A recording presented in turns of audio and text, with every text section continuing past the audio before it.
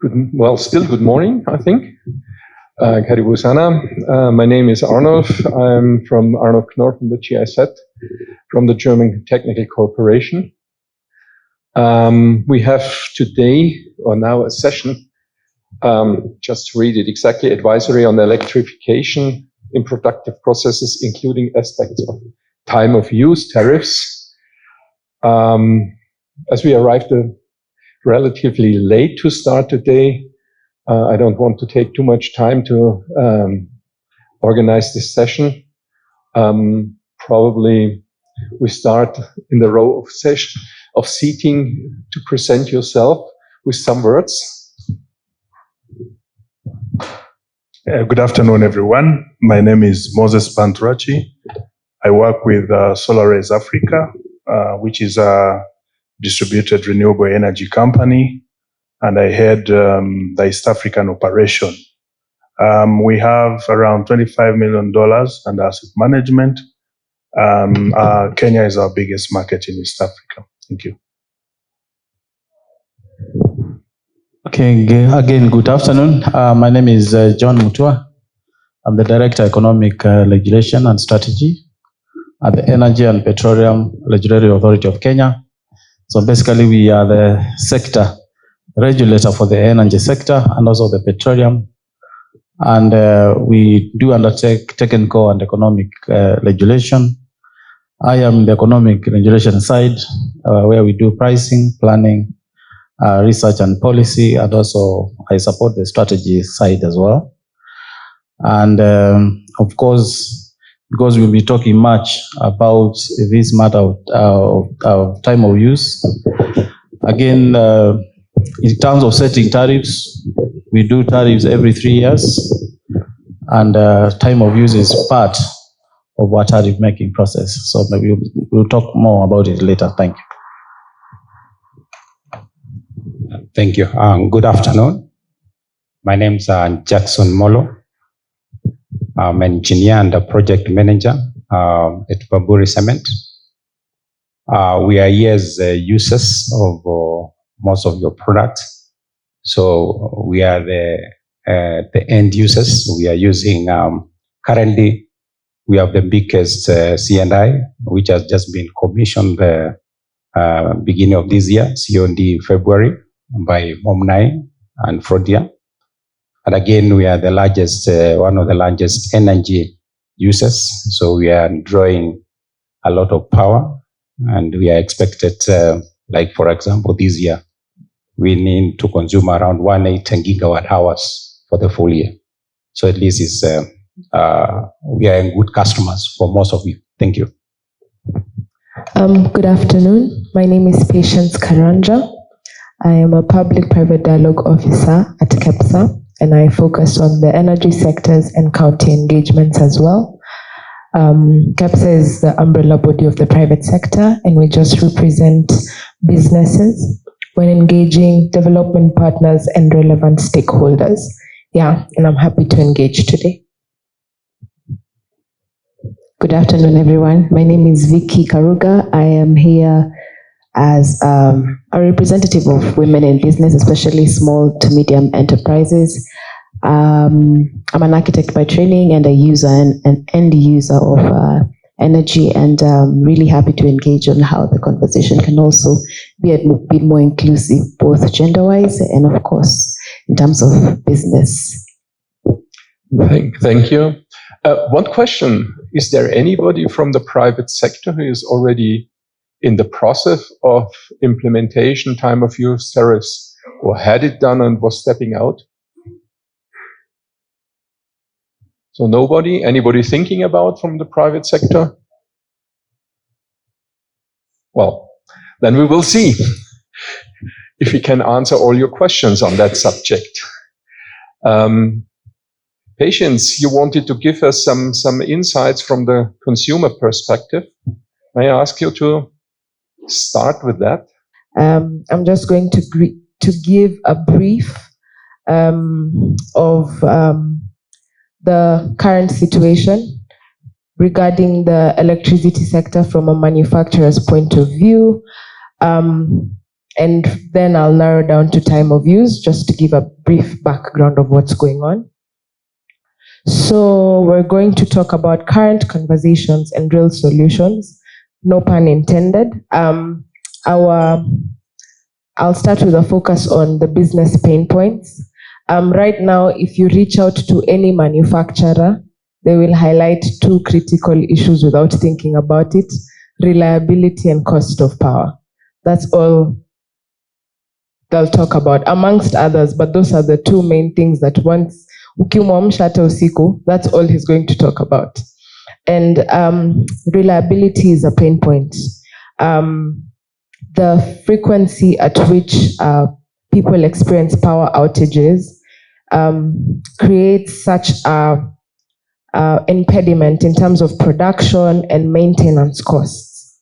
The unplanned downtimes are thereafter the cost of using alternate fuels truly poses as a cost, and then now the cost of repairing any machinery that got damaged in the process or that requires maintenance in the process. I'm going to bring a perspective of a specific business.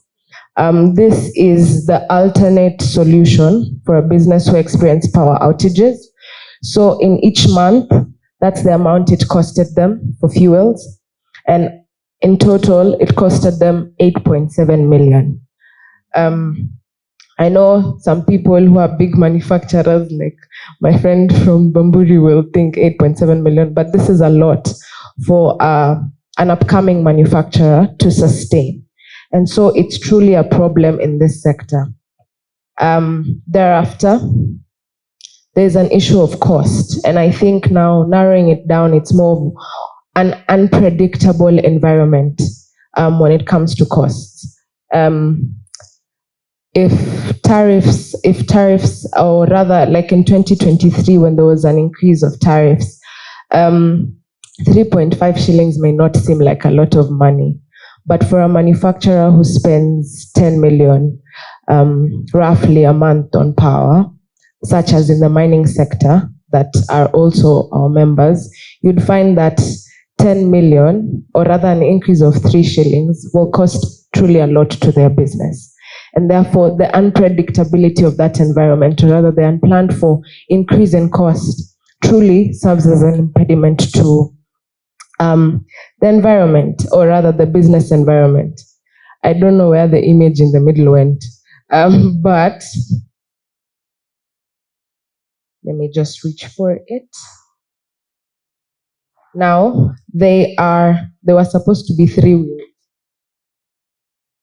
There we go. There were supposed to be 3 wheels. So there's been many innovations put in place and policy interventions put in place to be able to address these two factors. For manufacturers, they have invested in captive power solutions that we have been talking about since yesterday. And in terms of policy, in partnership with the regulator and government, there have been policies and regulations such as net metering, which we're waiting for, wheeling regulations, and the time of use tariff, which we're going to discuss in this panel today. Now, on the third wheel, because as a system, we need to have a complete working system, we're wondering now what's left. And what's left is management and implementation. Management meaning we have a monitoring and evaluation kind of situation, trying to see, are these things working? If not, how can we improve? And if they are, how can we enhance? On implementation, we need to ensure that these policies and legislations are implemented and implemented correctly. So now, when we're looking at other aspects, there are many issues within our current system, such as system losses. The far end to your, what's this hand left? This is 2021 July, and system losses were at about 23.70%. They reduced, we're taking note of that, but this is December 2024, and we're back at 23.70%. So there are many questions that we need to ask in terms of how will we make our systems work. what's wrong with our implementation phase, and how can we correct that even within our country. Now, narrowing it down to time of use tariff, which we're going to discuss today. Since 2023, there's been a rise in terms of how many users are onboarded, or rather are implementing or using the time of use tariff. But if you take into account the customer savings are reducing, and yet consumers of time of use tariff are increasing. And we need to ask ourselves a lot of questions regarding that. What is the problem? Where can we create a solution, which we're going to discuss in this panel today? And the question that I was supposed to answer with the customer experience presentation is the time of use tariff working? In simple terms, yes. It is working, it's being implemented. But there are questions on, there are certain aspects we need to reconsider. We need to reconsider the overall cost. Are we feeling the impact of the time of use tariff, or is the alternative, or rather is the cost going to make us feel, or rather making us feel like there's no impact? Kuuma na kupuliza, that's the word that's still in my head. And two, is the time of use tariff totally in factoring the gender aspect? And therefore, I hope that even as we discuss this today, we may all just try and unbundle this specific segment. Yes, and my presentation's parting shot. There's nothing useless as doing efficiently that what shouldn't be done at all. And even this means that even as we discuss, we need to truly break down exactly what the problem is, and then from there work our way around it. And because I am a happy soul, we have to do it with enthusiasm. So that's just a brief of the sector, and those are my brief comments. Thank you. Thank you, Patience. Thank you. Probably let's step a step back. What was really the reason why the country was going for a time of use tariff? What is the background, and what are possible beneficiaries and opportunities with that? John, could you please give us in our meeting in the break, before the break, we had a relatively interesting discussion on that. So I would like you to share that with the audience, these points. Thank you very much. And this again is a pleasure to be in this panel. And as our DG yesterday was said in his remarks, as a regulator, we are here to ensure that the enabling environment of doing business in this country is improved, and so that Kenyans can be able to enjoy sustainability in the way we are supplied power, and also the way homes and industries are able to afford it. So we are a partner, and as a regulator, we are trying to ensure that that matching happens. Now, coming to the time of use, as the name suggests, these are tariffs for specific periods of time in a day. There's nothing special about it. There's nothing technical about it. Either you are paying during the day when the demand is higher, or you are paying at night when everybody goes to sleep. So the rates could be different. It's not the first time that we are implementing time of use as a country. In the year 2000, 2001, Kenya Power, that time almost coming out from the vertically integrated company situation, because there used to be the generator, the supplier, and also the retailer. When KenGen was split and IPPs came on board, actually around 2000, we had a big drought in the country. There was no water, and most of our electricity from hydro. So at that point, time of use was introduced to address demand management, because you needed to manage the way homes were consuming power, because there was load shedding that was actually planned. So the idea was to shift demand from the peak to periods when demand was lower. So industries could migrate their production during 11 p.m., 10 p.m. to morning, so that you manage demand, because even there was not enough capacity. And also at that point, electricity was also expensive because you had thermal power plants, the diesel emergency power that had come in, which was a bit expensive. It was not successful, let me say that, because what happened when it was introduced and we didn't have capacity, the industry shifted their production to the night. So the peak again was moved to the night. In order to manage that situation in the year 2014, let me say 2014-15, KenGen commissioned two big geothermal power plants, 280 megawatts, 140, 140. What happened is that also around the same time, we had commissioned 4 thermal power plants, one in Mombasa, 2 in Mombasa, 2 in Nairobi, 1 in Thika. And because of that, of having excess capacity in the night, we began to ask ourselves, how do we increase use of electricity during the night? Because we are now vending steam. And I think somebody mentioned, when you are vending steam almost 500 gigawatt hours, is not something that is good, because this is money that is going to waste.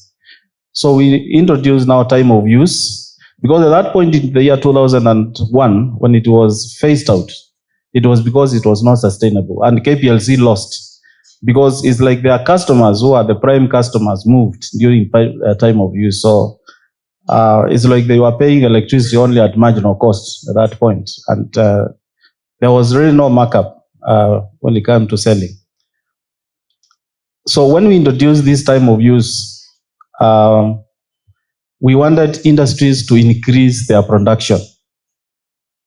I think Jackson will share, companies like Bamburi, for them, they were operating 24 hours. So even as we were introducing time of use, they could not see how they would benefit. We were saying 50% discounted tariff during 10 p.m. to 6 in the morning. But for big companies that operate 24 hours, they were not benefiting. So we gave them a discount of 5%, regardless of whether they were going to increase consumption or not. And I think it still happens even up to now. But for the other industries and the other consumers, we established a threshold of average consumption every 6 months. Then you establish a new threshold. And that is why KEPSA will see that when we are coming out of COVID in the year 2022, I think 21-22, after COVID, companies saved close to 300 million every month, because they were coming from a period of low consumption, and now the delta, because of they were able to produce more in the year 2022, so they saved a lot, and then it almost stagnated. But what we are saying is that when you look at the numbers, and one of my colleagues who is here, we produce the Energy and Petroleum Statistics Report, so we have been tracking these numbers every month.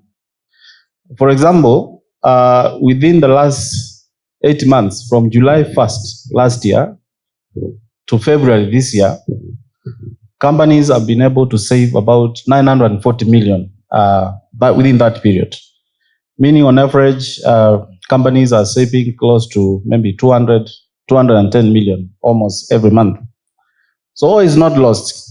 There are savings that are happening. But because I don't want to talk much, so I just want to give that background and to say that the time of use was not really meant to manage demand, the second one, but it was supposed to encourage consumption, because we had a lot of electricity. And geothermal power plants, just to give an example, right now our peak demand is 2,300 megawatts. And our peak demand happens around 8:30 p.m. That is the time when we have the highest consumption in the country. The former CEO of Safaricom, Michael Joseph, once said, Kenyans have peculiar behavior. We wake up from 4 a.m. in the morning to go to work. So we have a peak in the morning and a peak in the evening because everybody, I work next to TSC, the Teacher Service Commission. And I think it's mandatory for everybody to go home at 5. So you will see like over 3,000 people coming from a building at 5. All of them are going to go home. And they will now go and begin to consume power. So the peak we see in the evening is mainly attributable to domestic consumers and the industries that are running 24 hours like Mbabut and others. Thank you. Yeah, thank you very much. So I would like to ask you to discuss a little bit because when we were discussing before in the break, you had a lot of questions. I don't know who want to start. You want to start? Yeah, sure. Go ahead. Doctor, thank you so much for your submission. Very insightful indeed. I hope you can all hear me. Given what you've just told us, saying that the reason for TOU was to encourage a demand, is it in a way an admission that it was ill-conceived? Or if, as you say, that the peak in the evening is caused by domestic users, is it therefore logical that TOU should be targeted at domestic users and not C&I? What do you think about that? Yeah. Actually, TOU is supposed to manage both. Because you want to encourage homes, for example, is only like it is for industries. You know, we don't have smart meters for domestic consumers, and that is one of the challenges. Because you need a meter that reads high rate and low rate. So as Kenya Power now rolls out more smart meters, you'll see a lot of domestic consumers. We have big homes. We have Kenyans who live large, for example, and have nothing against anybody. They have saunas, although now they are using solar. And they have many things that consume electricity, is it? People with bakeries, even we had a guy who was smelting gold one time in Karen, it was in the papers. So such people, we have such people who consume a lot of electricity. People who have heated swimming pools. Yeah? People who do laundry, for example, if you are doing laundry, for example, and you have time of use for domestics, you can decide to do it from 11 p.m. and you give it yourself 1 hour, 2 hours, and you're able to benefit from that as a domestic user. So there was nothing actually that was assumed or maybe conceived in terms of conceptualization.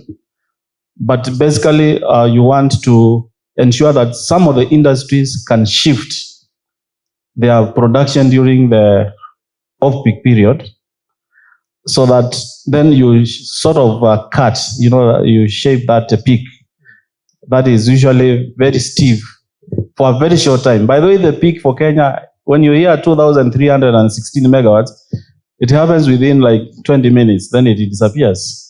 When the ladies are watching they're called soaps, and at the same time they are cooking, because the ladies can multitask, but I'm not saying they are responsible for the peak. But actually research has shown that there is a high correlation to why we get a peak at 8:30 p.m. Because everybody is at home, some people are showering, others are serving dinner, hotels are also serving dinner. And Bamburi and the big industries that operate 24 hours, they cannot stop their production because it is that point in time. But we want to encourage, the way we are conceptualizing time of use now, we want to encourage industries, first of all. Why should we vent steam from geothermal? Why can't we give it at a lower cost? And industries produce goods that are cheaper, for example. So that is one. Then the other aspect we are working on with KPLC, and we've been giving them money, even in the tariff, because again, when you are doing the tariff every 3 years, you have to provide resources. So we want to give them money in the tariff so that they can begin to roll out smart meters within domestic consumers. Because you have seen, even as we move towards net metering, you need meters that can be able to record all this data. It is not that expensive. The meter may be expensive as smart meter, but in the long run, it's going to be cheaper, and it will give our grids more stability. So I think it was a win-win from both situations. Yeah. Question. From the space that we come from, where we're developers, we offer full cycle solution from development to financing and asset management. What we see right now is that the cost of a unit of solar is still cheaper than the TOU tariff. So if the plan is to make people shift their daytime production to off-peak hours, and yet the TOU tariff is still higher, isn't that going to be a challenge? I mean, I'm not really complaining about this. It serves my business interests, but wholesomely speaking, what's your take on that, Doctor? Okay. If we look at the tariff, for example, look at the CI5, commercial industrial 5, like the Bamburis or Devik Steel and others. Their tariff, when you net off VAT, for example, it comes to about 12 US cents. So if we are going to apply 50% time of use, that would be like 6 US cents. Okay? But right now they only get a discount of 5%, meaning that it will go to maybe 10% or 11 US cents. For example, the tariff they'll be paying during time. I'm talking about the entire tariff, inclusive of VAT, taxes, all these kind of things. Exchange rate of 130 shillings to the US dollar. So the motivation actually, when you look at most of the C&Is that are providing solutions to industries, we started with long-term contracts, 20 years, and some of the earlier C&Is, you'll find they had maybe a tariff of 12 US cents or 14 US cents.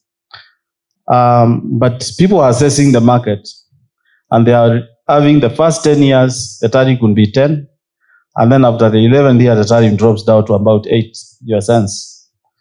And at that point, you are not thinking about, but KRA will come and apply VAT because of the value-added tax. I think that has to be paid because it's a consumption. VAT is about value addition.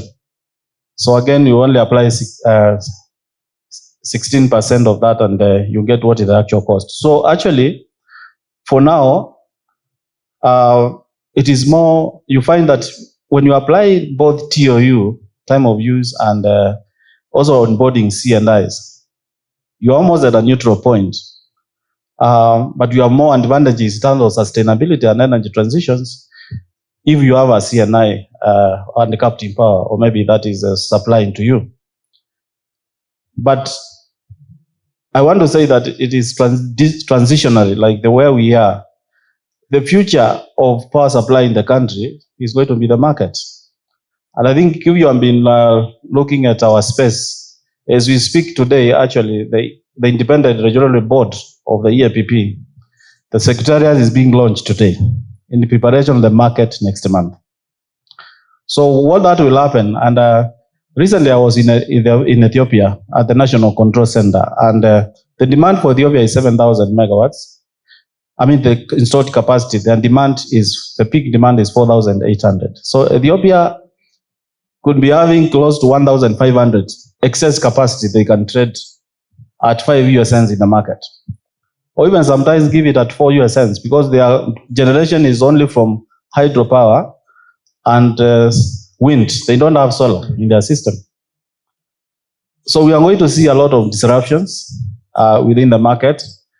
We are seeing companies like Total Energies, Vivo Energy. They are also going into power generation to provide similar solutions, either for EVs or to industries. So in the next 5 years, we are going to see a lot of disruptions, and the beneficiary will be the consumer. Yeah, the SNIs will also continue to be there, and now they can move from only providing to one customer. If you are supplying to Bamburi, your next investment can be to the market. And you can provide power at a cheaper rate, and everybody else also benefits. So again, it depends on where we are within the market development. Thank you very much. Jackson, your company was mentioned several times. Can you give us some insights? How you did it, what you did? Thank you so much. I think I'm going to give a practical perspective. First, I want to thank Dr. Mutua because he has clarified the initial intention of time of use, which basically, as the users and the producers, the information we get is basically like the opposite in terms of how it was intended. But from a practical use of point of view, as Bamburi as one of the large power users, we have put this time of use in practical and in use since because we are part of the discussion, it's part of the team who came up with it. He has clarified we did not benefit from the 50% in terms of what other industries may have. We have only 5%, and for a good reason. And we appreciate that 5% because power is a major cost element in our production. And as you say, we run 24 hours, and we are talking of nearly 365 days a year continuously, with maybe a break of 14. So when you consider the amount impact, even 35%, we have to look for it, because as a business, we have looked for every single cent, because that is what we are. And that confirms what the patient here said. As users, we are looking for reliability of power as a first principle, even before cost, and then thereafter cost. So in terms of, since this program started from 2018 up to now, it has helped us in terms of thinking of the best way of operating. So we shift our loads during the, to basically optimize them during the low peak hours. That is from around 10 to 6 in the morning. If there was any equipment which needs to come on board in terms of preparations which can draw a power, that is exactly what we do. This has been on until commissioning of C&I now, because that has changed the game. And this is what we call real disruption of the system, because today we are engaged on a PPA, which is take or pay, and I have to consume the power first. So before I think of time of use, the peak, which is at a higher cost, then what do I need to think? My solar is cheaper, thanks to Momnai and the Frontier Energy, because at least we have worked this journey together. So, and that as based on the experience of the time of use in terms of planning, understanding your systems, because those are the other external additional advantages you get from even being pushed in terms of understanding your operations in a far much better way. So we already know what equipment consume what power. So today, depending on the solar curve, from 6 a.m. up to 6 in the evening, we are very clear on when to bring on board which load at what time. We have constant loads, for example, our kilns, those ones basically you talk like 12 megawatts in Mombasa. Those ones are constant. You can draw a straight line because the kiln is supposed to run 24 hours. But the others like crushing, grinding, those will come on and on. So that is the space we are playing. So from the same experience of time of use, this is what we are utilizing now to optimize and to minimize the usage of the solar, what we have now currently. And this has been effective. In terms of whether we are benefiting now in real Kenya Power costing of time of use, as Dr. has said, is very clear. Most industries are not benefiting, and we are struggling a lot, and we are pushing a lot with our efficiency. So to get a rolling average for 6 months, which is lower for you to achieve your target, has proven to be we are chasing like wind. So it is important for them now, and the legislature, and I'm good to hear, at least they want to relook at it again, because basically, why should you put an incentive in place which we cannot achieve? So from Bamburi perspective, we are not able now really to achieve those numbers because of the way it is structured. So we need to rethink again, but it's a good program. Probably with much more benefits. Maybe Vicky will talk in terms of the social element of the time of use, as it has got other side challenges, and Vicky is going to speak about it. Thank you. Okay. So doing just a small dipstick survey with the women that we work with and FOWEC, which is a Federation of Kenyan Entrepreneurs, they don't even know what time of use is. So first and foremost, from that perspective, that you have no idea that you have an advantage that has been availed to you, then there is obviously not going to be taken up.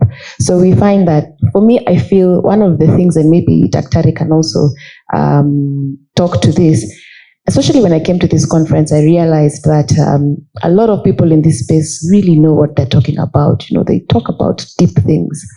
But the 60% or 70% of the people driving this economy for real, the people who are the backbone of why even Safaricom or Bamburi is working right now, have no idea about what is available there for them.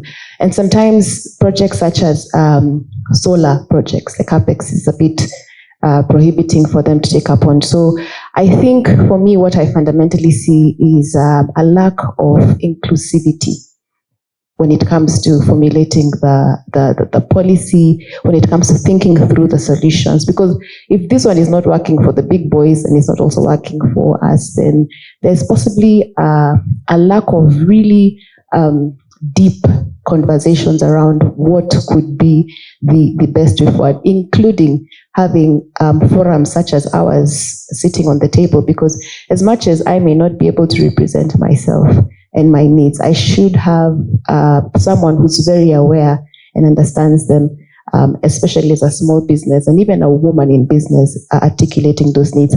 I think we significantly contribute, because when we wake up in the morning and we are making our chapos and our tea to take to the mjengo, we're also watching soaps. So we're contributing in the domestic aspect, but we're also doing business and we are using other fuels. So maybe I'd like to hear from you, Daktari, of what initiatives have been done to include this very informal sector.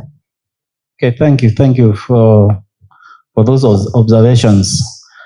I just want to say that on Monday, the Cabinet Secretary for Energy and Petroleum commissioned, actually, we had a national validation workshop for the energy policy. So it will now be moving to the Cabinet and it will be becoming a sessional paper. And the timelines are maybe by end of June, that policy will be in use. I was part of the team that was crafting that policy, of course, on the market side, the tariff side, financing side. But one beautiful thing that happened during the workshop is that social inclusion matters, and gender issues, sustainability issues, and just transition formed a very strong part of this energy policy. And this is the same policy that is going to drive, even the next tariff we are going to review, is going to be actually driven by now this policy. Meaning that, and I can tell you, I'm not that old, but I've been involved in tariff making when Kibaki was president, when Uhuru was president, and also with the current administration. And before the new constitution of Kenya was enacted, we used to have one conference in KICC where KPLC used to come and present a tariff. Nobody used to understand what they are presenting about, and they will gazette it, and it became the tariff. This is not the case anymore.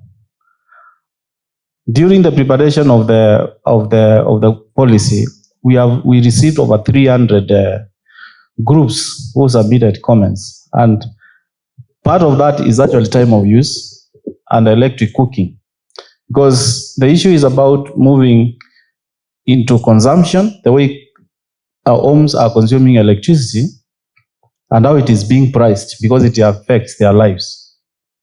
And now the industries, and I'm happy to say that part of, we have ladies who drive the industry in this country. Look at the East Africa breweries, the CEO is a lady who is very actually a big champion of energy sustainability. I mean, they sell beer, of course, but there's nothing wrong with that. I mean, there are those who enjoy it, is it? And Keroche Breweries, again, a company again led by, I think there's a lady who is a senator, who is also benefited actually from time of use. But sustainability issues, because there are also security issues.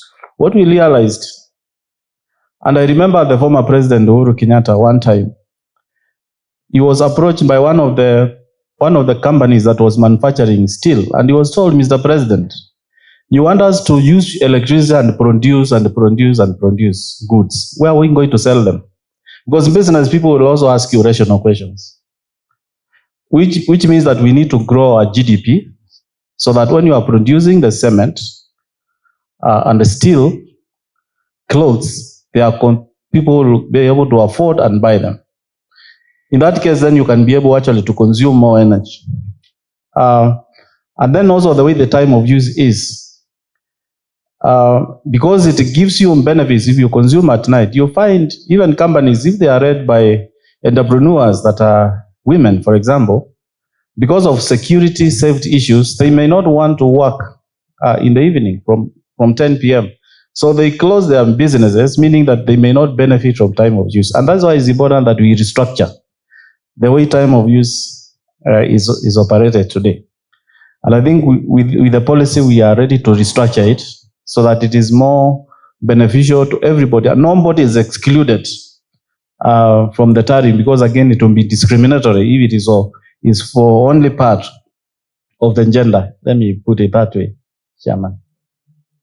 You have another question or comment? I have a comment, yes. And I was still in line with, of course, the policy, but also more even for Moses, because I find that also one of the other things is that as we were talking about providing opportunities in the business of power, and how also we can get more maybe smaller traders to also get involved, women in business to also get involved in providing power and getting into projects that can also be part of the investment into power. I think that would also be a solution that would be a lot more inclusive, so that we're also providing and we are also consuming the same power.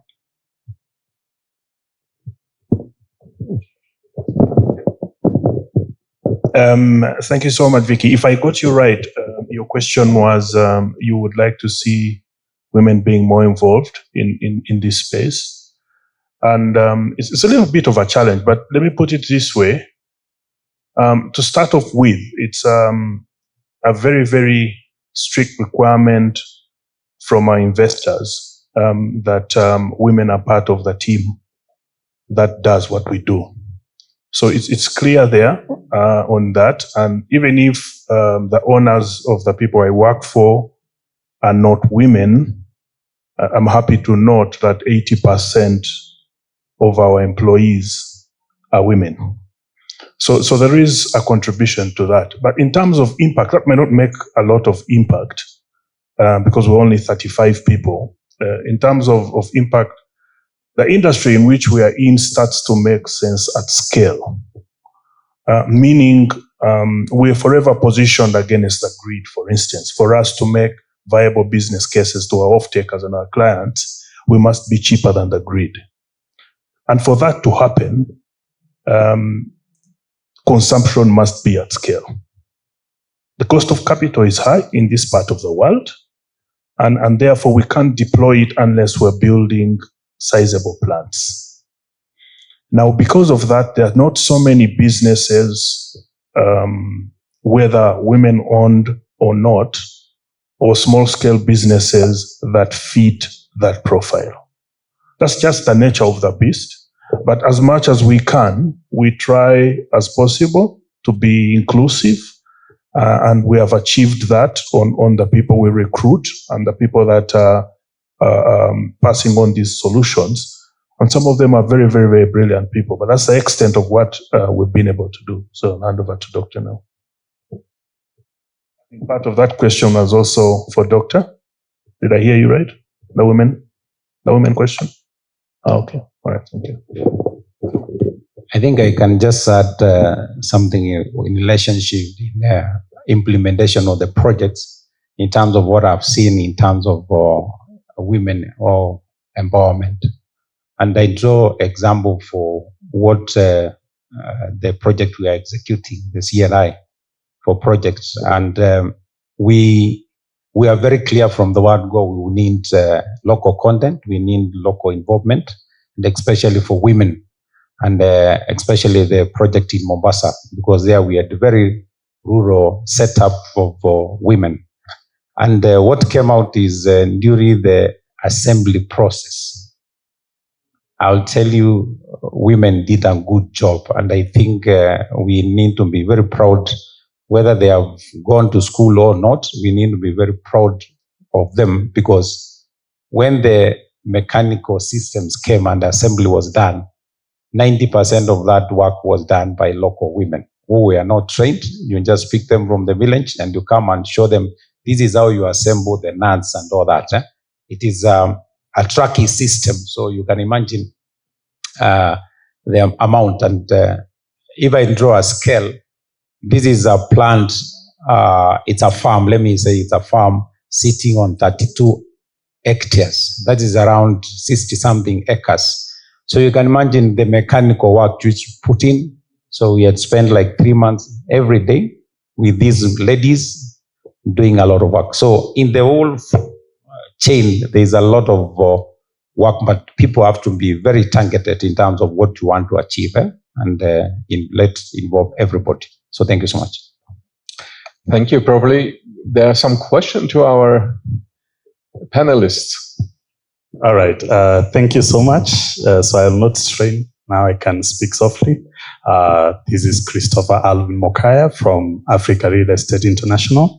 In my other life, I'm a youth mentor, and I pride myself in contributing to upskilling young people to participate in the industry. The previous session talked about a mismatch between academia and industry.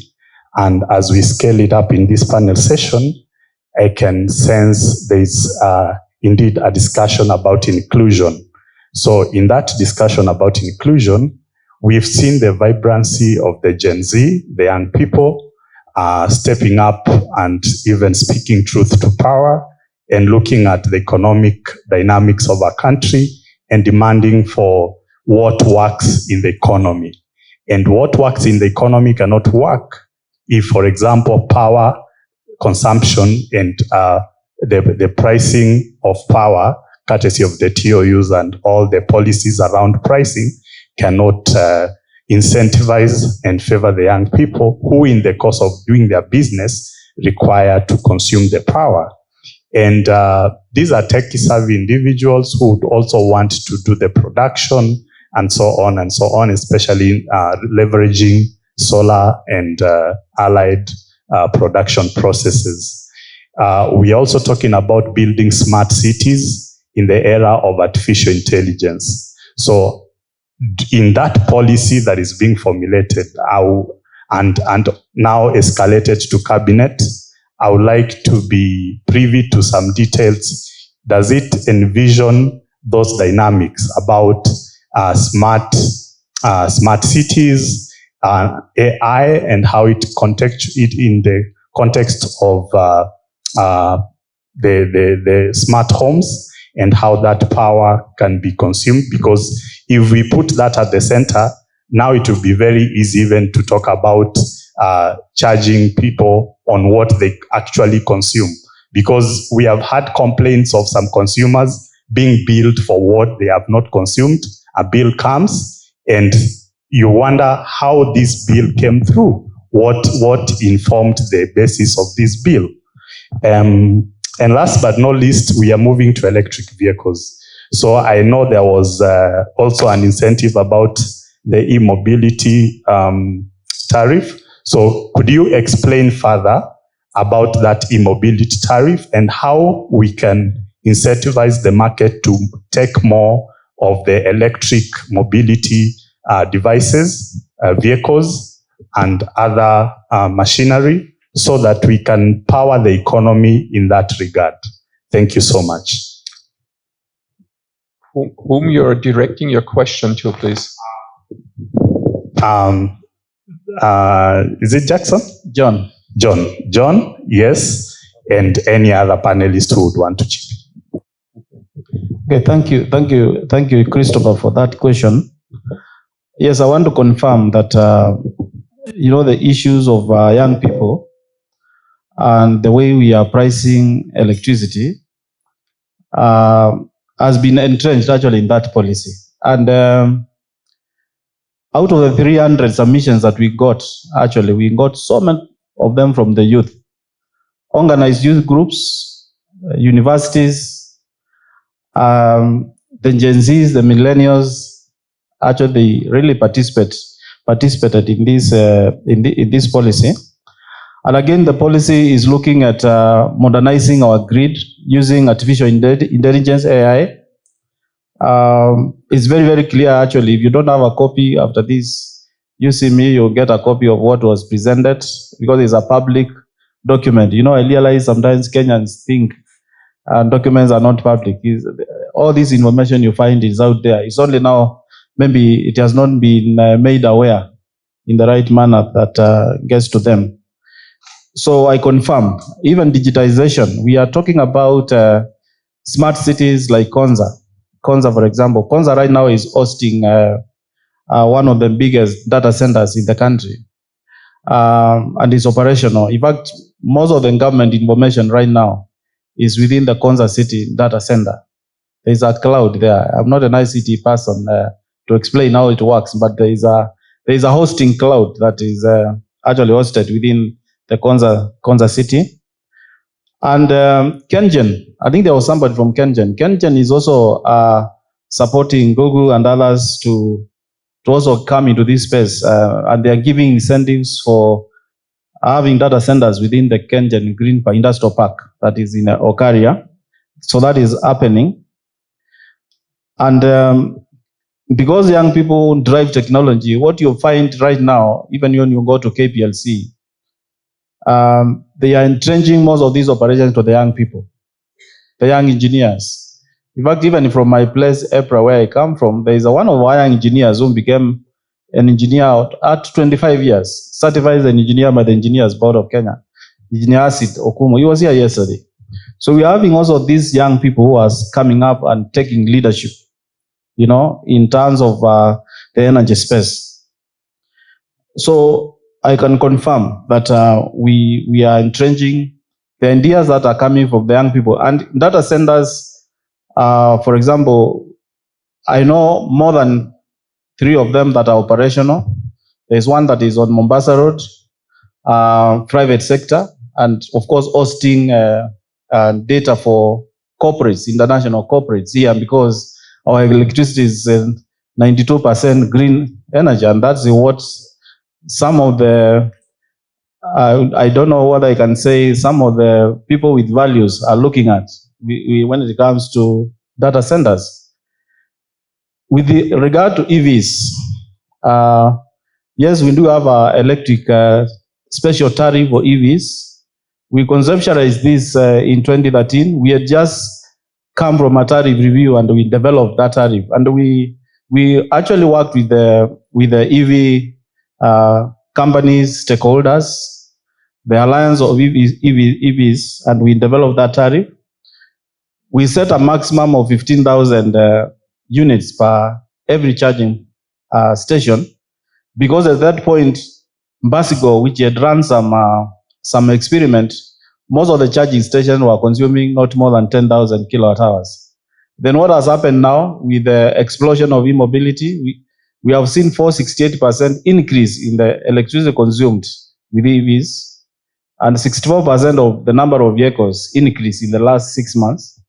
What that means is that those charging stations now that our cap was set at 15,000, they are now consuming 28,000 units. So it becomes even expensive for them to consume an extra unit. So also we are looking at reviewing the EV tariff so that it is more beneficial.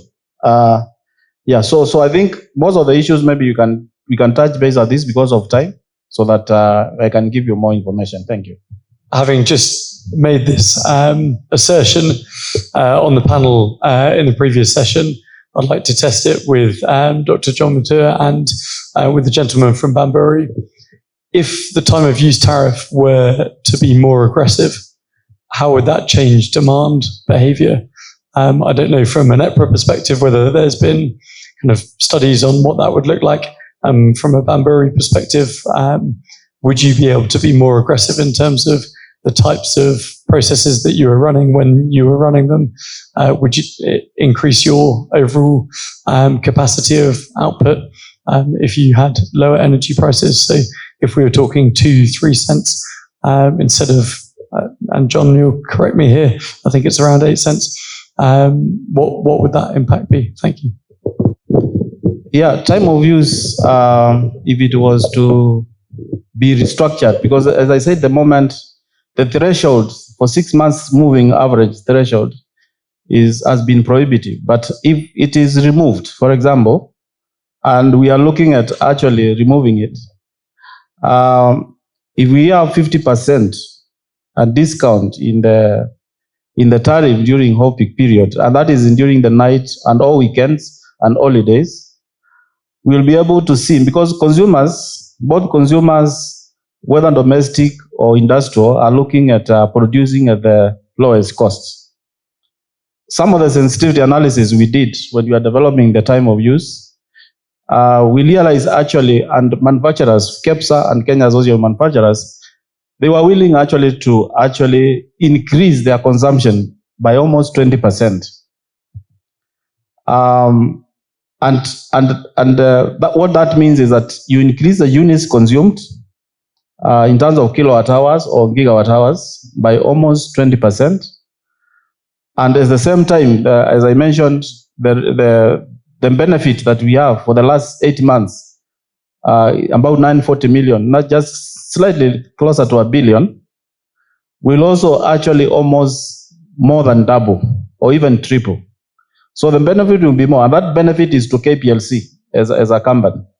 When there is a benefit, because they are consuming more units, they will consume, like now they are doing like 40 megawatts, like on a monthly basis. It will mean they will move even to maybe 200 megawatts, because at night, as I mentioned, we have 2,316 peak demand. But during the peak period, demand comes down now to about 1,400, 500.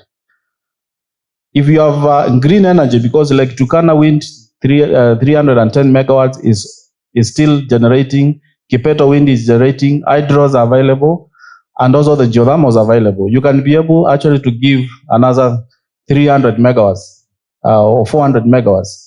And if industries can take up that power, it means more revenues to the generators, more revenues to KPLC, and actually it will lower the cost of electricity overall for all the consumers. Yeah. Thank you. Because of the advanced time, I would like to ask you to give a very short, brief summary of what is your opinion, what are your takeaways from today. May I start with you, Vicky? Thank you. For me, I think the main thing to notice here is first the awareness thing that mentioned before, and the gap that is there, even to the informal sector, to understand how to take advantage of initiatives such as this. Of course, the study to see whether it's really effective. And the second one, which was to my earlier question, I still think there's an opportunity to involve communities in mini grids or such projects where they can also be part of this power conversation. So provide the power, consume it, and give the extra. Thank you. Thank you. I think my parting shot, leveraging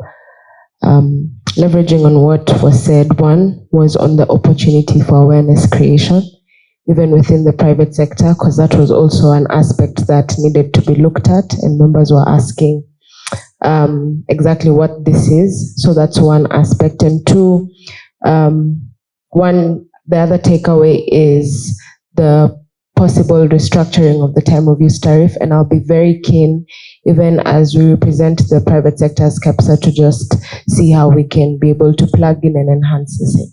Yeah. Thank you. Yeah, thank you. My takeaways, and especially from this conference, is from manufacturer's point of view, is I'm happy with the aggressiveness and improvement the legislator is put in place. We can do much more. We can involve the users more, and we can speed up key things like net metering. Because as today, when you engage, it was very difficult to get Kenya Power as an off-taker. So we had to go Maburi as a sole off-taker because of those limitations. The structures and the systems are in place. If it's smart metering, already we have that engaged with Kenya Power. I'm able to see how much we are exporting to the grid, if we disable the zero export tariff. So the systems and the structures are in place. You can do more on time of use. And as I've said, we are in disruptive moment. So C&I, when you go now in terms of engagement, these are things you need to consider. One of the key areas I've not had from this conference is the issue of waste heat recovery.